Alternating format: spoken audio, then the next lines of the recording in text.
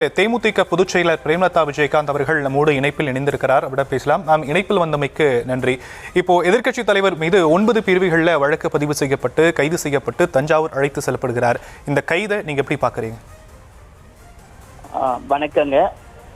இன்றைக்கு எதிர்க்கட்சி தலைவர் உதயநிதி அவர்கள் கைது செய்யப்பட்டிருக்கிறார் என்ற செய்தி உண்மையிலே ஜனநாயகத்தின் மீது அனைவருக்கும் ஒரு கேள்விக்குறி வருகிறது. அதற்காக ஒரு பெண்ணை அவர் தரைக்குறைவாய் பேசினாலோ, எந்த பெண்ணை இழிவுபடுத்தினாலோ நிச்சயமாக ஒரு பெண் தலைவராக அதை நான் ஏற்றுக்கொள்ள மாட்டேன். அதுல நாங்கள் உறுதியா இருக்க. ஆனால் எல்லாத்துக்குமே உடனே கைதுதான் அப்படி என்பது உண்மையிலேயே ஒரு கேள்விக்குறி. நாளைக்கு தமிழ்நாட்டின் மிக முக்கியமான நாள். தாவிக ஆட்சிக்கு முதல் பட்ஜெட் கூட்டத்தொடர் நாளைக்கு தொடங்க இருக்கிறது. அதுக்கு மறுநாள் வேளாண் துறை பட்ஜெட் இருக்கு. இப்படி இருக்கின்ற ஒரு நிலையில இன்றைக்கு எதிர்க்கட்சி தலைவரை உடனடியாக அவசரமாக கைது செய்து தஞ்சாவூர் அழைத்து செல்ல வேண்டிய அவசியம் என்ன? கேஸ் போடுங்க. அவர் தப்பா பேசியிருந்தா அவர் மீது வழக்குகள் பதியுங்கள்.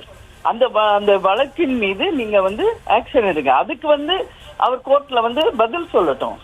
நீதிமன்றம் முடிவு செய்யட்டும். அவரு பேசினது ஒரு விசாரணைக்கு தான் அழைத்து செல்லப்படுறதா காவல்துறை தரப்புல சொல்லியிருக்கிறாங்க மேம். இல்லையே, அழைத்து செல்றதே எதுக்கு பயமுறுத்துறாங்களா? இது எதுக்காக இந்த நடவடிக்கை? நேற்று நைட்டு தான் அவரு பேசிட்டு வந்திருக்காரு. உடனே தஞ்சாவூர்ல இருந்து மறுபடியும் தஞ்சாவூரையே அழைத்து போக வேண்டிய அந்த அளவு என்ன அங்க ஆயிடுச்சு? அப்படி பார்த்தா இன்னைக்கு சோசியல் மீடியால யாரும் என்னென்னவோ பேசுறாங்க. அது மட்டும் இல்லை, இன்னைக்கு தலைவர்களா இருக்கிறவங்களே பல்வேறு கருத்துக்களையும் சொல்லிக்கிட்டு இருக்காங்க. எல்லாருக்குமே கைது நடவடிக்கை தானா? ஒன்லி திமுக மேல மட்டும் இந்த கைது நடவடிக்கை பாய வேண்டிய அவசியம் என்ன? அப்போ கடந்த காலத்துல இதுதான் நடந்துச்சுன்றாங்க. அதுல நான் மறுக்கல. அப்போ திமுக ஆட்சியிலும் இது நடந்திருக்கு, அதிமுக ஆட்சியிலும் இது நடந்திருக்கு. யாரும் மறுக்கவில்லை. அப்போ மாற்றம் என்று சொல்லி நீங்க என்ன மாற்றத்தை இன்னைக்கு நிரூபிக்கிறீங்க என்பதுதான் எங்க கேள்வி. அதுவும் நாளைக்கு பட்ஜெட் கூட்டத்தொடர் இருக்குங்கிற இந்த முக்கியமான நேரத்துல ஒரு எதிர்க்கட்சி தலைவரை கைது செய்து நாளைக்கு பட்ஜெட் கூட்டத்தொடரே நடக்கக்கூடாது என்பதற்கு இது நடக்குதா என்ற கேள்வி நிச்சயமாக எல்லார் மனசுலயும் வருது. ஆங்கிலேயர் காலத்துலதான் சொல்லுவாங்க வாய்ப்பூட்டு சட்டம் அப்படின்னு. யாருமே எதுவும் பேசக்கூடாது அப்படின்னா இது எந்த வகையில நம்ம நியாயமா எடுத்துக்கிறது? அவர் எந்த ஒரு தனிப்பட்ட பெண்ணின் பெயரை அவர் வாயால சொல்லல. அதே மாதிரி இரட்டை அர்த்தத்துல அவர் பேசினாரு. அவர் பெயரை குறிப்பிட்டு பேசல அப்படின்னாலுமே பெண்கள் குறித்து அவதூறாகவும் ஆபாசமாகவும் பேசுவதை நியாயப்படுத்த முடியாதுல்ல?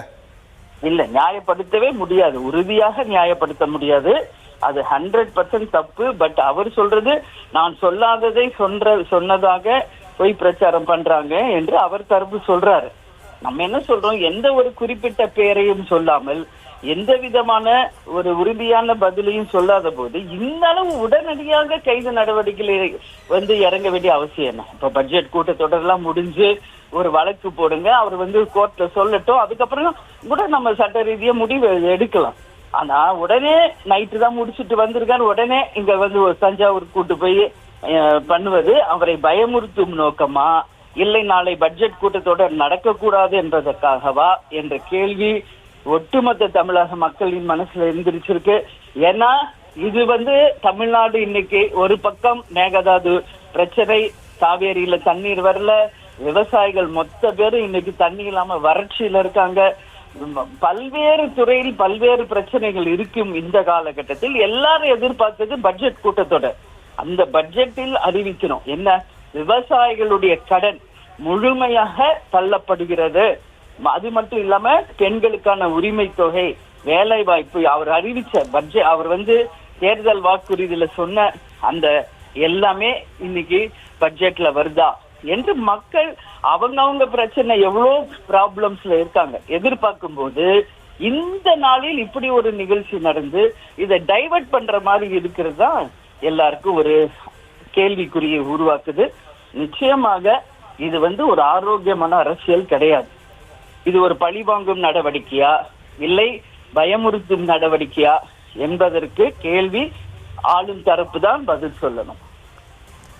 நாளைய தினம் பட்ஜெட் தாக்கல் செய்யப்பட இருக்கு. அதில் பங்கேற்க கூடாது அப்படிங்கிற ஒரு கைதா நிறைய விஷயங்கள் சொல்லப்படுது. ஆனால் காவல்துறையில இருந்து சொல்றாங்க இதுல அரசியல்லாம் கிடையாது, அவர் மீது ஒரு புகார் கொடுக்கப்பட்டிருக்கு, அந்த புகாரில் விசாரணைக்காக கூட்டிட்டு போறோம், இதுல எங்க அரசியல் இருக்கு அப்படிங்கிறது காவல்துறையுடைய கேள்வியா இருக்குல்ல?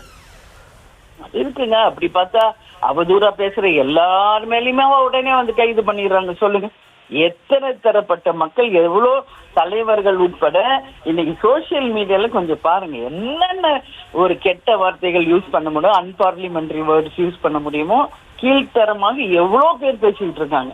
எல்லாரும் மேலும் உடனே சட்ட ரீதியாவா போயிட்டு இருக்கு இமிடியட் ரியாக்ஷன். இப்போ பத்திரிகைக்காரர்களை அடிச்சாங்க ராணிப்பேட்டையில, எல்லாரும் போய் கேஸ் ஃபைல் பண்ணுங்கன்னு சொன்னாங்க. இன்னைக்கு வரைக்கும் அது மேல ஒரு சட்ட ரீதியாக எந்த நடவடிக்கையும் எடுக்கப்படவில்லை. தாக்கிய தாவேகாவினரும் இப்ப வரைக்கும் கைது செய்யப்படவில்லை. அப்போ பத்திரிகையாளர்களுக்கு என்று ஒரு நியாயம், எதிர்கட்சிக்கு ஒரு நியாயமா என்ற கேள்வி ஒட்டுமொத்த பத்திரிகைக்காரங்க கேட்கிறாங்க. இப்ப நேற்று கூட நான் ஒகேனக்கல் போயிருந்தேன், பத்திரிகையாளர்கள் சார்பா இதை என்னிடம் கேள்வி எழுப்புனாங்க. எந்த வகையிலும் பத்திரிகையாளர்களுக்கு இந்த ஆட்சியில பாதுகாப்பு இல்லை, ஏதாவது சொன்னா உடனே பயமுறுத்துறாங்க, அடிக்கிறாங்க, போய் சொன்னா யாரும் கம்ப்ளைண்ட் எடுக்க மாட்டேங்கிறாங்க. அப்போ உதயநிதி மேல மட்டும் ஏன் உடனடியா இந்த அளவு வன்மம், ஏன் இந்த அளவு உடனடி ரியாக்ஷனு, அதைத்தான் இங்க கேள்வியா கேட்கிறாங்க. நீங்க கேஸ் போடுங்க, அவர் வந்து கோர்ட்ல சொல்லிட்டோம், அப்படி உண்மையிலேயே அவர் பேசினது 100% நிரூபிக்கப்பட்டால் அப்புறம் நீங்க கைது பண்ணுங்க. நாளைக்கு பட்ஜெட் கூட்டத்தொடர் இருக்கிறப்போ இப்ப காலையிலேயே வந்து அரெஸ்ட் பண்ணி அது தஞ்சாவூருக்கு கூட்டு போக வேண்டிய அவசியம் என்ன? இதுதான் வந்து கண்டிக்கக்கூடிய ஒரு விஷயம். எந்த மாற்றமும் இங்க நடக்கல. இது ஒரு தவறான முன்னுதாரணமாக தான் நிச்சயமாக எடுத்துக்கொள்ள வேண்டியிருக்கு.